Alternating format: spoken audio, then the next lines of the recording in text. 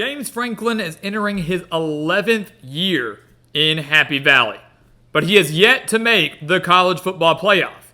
But now that it's expanded to 12 teams, it is playoff or bust for Penn State, especially with this team. So welcome back to the Gridiron Expert, guys. We're ready to break down the Penn State Nittany Lions, their schedule, their record for this upcoming season. As always, please continue to like, comment, subscribe, share our videos, and check out everything down in the description below. That includes our website, thegridironexpert.com, home to our exclusive expert picks. Some of the best spread picks in the entire country, one of the lowest prices in the entire country. We want you to take advantage of them, guys. We beat out over 80% of the national handicappers each of the last 6 years. It's going to happen again this year. Hurry up, sign up for those today. The earlier you do it, the better. Same for those weekly newsletters to maximize your college football experience for this season. We want you to become a member of our team in our GE Nation. So, Penn State, guys, I mean, look, every year, really, it seems under James Franklin, they are a contender, right? They're winning 9, 10 games, and they are always in the hunt, but they've been unable to get over the hump. They've been unable to beat Ohio State since that 2016 upset. For a while there, whoever was home between Michigan and Penn State would get the win, but then Penn State would somehow find a way to lose to someone they shouldn't, like an Illinois or a Michigan State. I mean, they've gotten so close and been to a handful of New Year's Six bowl games, but the playoff, man, that's what matters the most. But now that it's expanded to 12 teams, I really don't think there's any excuse for James Franklin's squad to miss out. Take a look at what they've got. Yeah, 2 new coordinators, both sides of the ball. On offense, it's Andy Kotelnicki from Kansas. You saw what he was doing at Kansas. Those Kansas offenses were great. Jalen Daniels and Devin Neal, those electric passing attacks, but more so the rushing attacks. They had some great offenses these last few years. Kotelnicki and Lance Leipold have rebuild that Kansas football program. So that was a phenomenal offseason hire that I don't think people talked nearly enough about. And I think he's going to work wonders with Drew Aller. You know, Aller took great care of the ball last year at quarterback. Threw for over 2,600 yards, 25 touchdowns, just 2 interceptions. But what they lacked, what Penn State lacked, was explosiveness. They really didn't have many explosive big plays, especially in the passing game, only averaging 215 passing yards per game. They do have one of the best running back duos in the nation, Katron Allen, who rushed for over 900 yards last year, and Nick Singleton, who had over 750 yards last year. Both of them return. That 1-2 bunch going to be deadly across the board this year. They do lose 2 of their top 4 pass catchers, but their star tight end, Tyler Warren, returns, and they added Julian Fleming in at wide receiver from Ohio State. This team averaged over 400 yards per game, over 36 points per game last year, but they still need improvement, especially in the passing game. Defensively, they're elite. New defensive coordinator Tom Allen, the former head coach at Indiana, is going to work wonders with this squad. I really don't think Penn State's defense is going to miss a beat. I think they have the opportunity to be even better than they were last year. That's a scary thought, considering the Nittany Lions gave up just 13.5 points per game and only 76 rushing yards per game. But they're loaded. 7 starters are back, including 4 of their top 5 tacklers. They're led by Kevin Winston in the secondary, Kobe King at linebacker, Abdul Carter at defensive end, had 4.5 sacks last year. Then they went out and added Jalen Kimber and A.J. Harris from Georgia to continue to bulk up that secondary. This Penn State defensive line is one of the best in the entire country. They have an extremely underrated secondary. I think they're loaded at all 3 levels of the defense. Defense wins championships. Defense is what they're going to need to get them to the college football playoff. You take a look at their schedule. It could be worse. It's not easy, but it's not horrible. Obviously, West Virginia on the road will not be easy to start the year. A long road trip to USC is tough. Wisconsin on the road is tough. Ohio State, though, at home in Happy Valley. Can this be the year that Penn State finally gets over the hump and beats the Buckeyes? But, you look at the rest of the way. They avoid Oregon. They avoid Michigan. They even avoid Iowa, who's going to be a pretty solid team this year. So it's not bad for Penn State. All the more reason they've got to seize this opportunity. I think they open up the season with a win against West Virginia.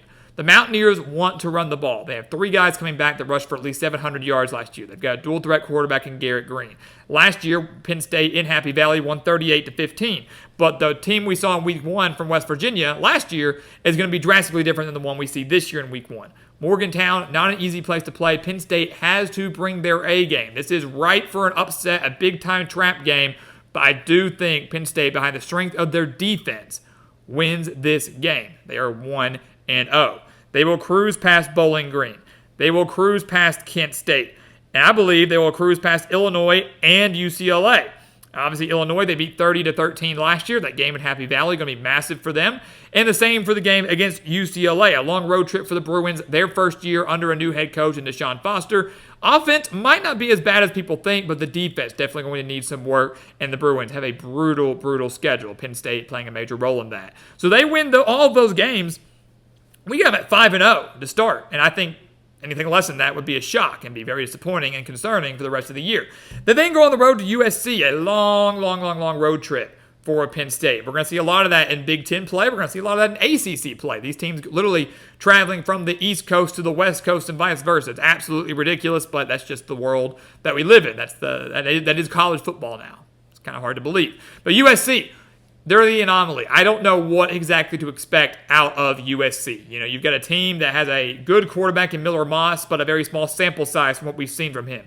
You've got a defense that was atrocious last year and has always been atrocious under Lincoln Riley, but now they've got a new defensive coordinator in D'Anton Lynn, who had a top 10 defense at UCLA last year. Alex Grinch, I think, was what was holding them back, that defense back, and now he's gone to Wisconsin, believe it or not. So a weird game here for USC in Penn State, a long road trip for the Nittany Lions. That does concern me, but I look at it. I think Penn State owns the significant defensive advantage. Even with the experience that USC has coming back, Penn State still owns that edge. And while USC's offense will be explosive, can USC stop? Can they stop the Penn State run game? They allowed 186 rushing yards per game last year. It was not pretty. Penn State owns the edge in the line of scrimmage. I think the Nittany Lions come in here. They control the tempo. USC wants to play fast. Penn State, maybe not so much. Although maybe they do now under Kotelnicki, but I don't think so. They control the line of scrimmage. They control the tempo. They make USC play their style of ball. The Trojans do not want to do that. Penn State gets the win on the road. They are 6-0 at the halfway point of the season. Then coming out of the bye week, these next two games are crucial. Wisconsin and Ohio State. Crucial, crucial, crucial. Wisconsin's a weird game, similar to that USC one. A tough road environment against a Badgers team that you really don't know what to expect from in year two under Luke Fickell, but I'd expect them to be a little bit improved on both sides of the ball. Last year, Wisconsin had high expectations, but they were dealt with a lot of injuries. This year, if they stay healthy, they'll be much better statistically, for sure. They had a Tyler Van Dyke, a veteran quarterback coming in from Miami. They have one of the best defenses in the conference, like they typically do. Very solid wide receiver core. I really like this Wisconsin team. Not to win 8, 9, 10 games, but I like this Wisconsin team to upset Penn State. I know. I hate doing that. I genuinely do.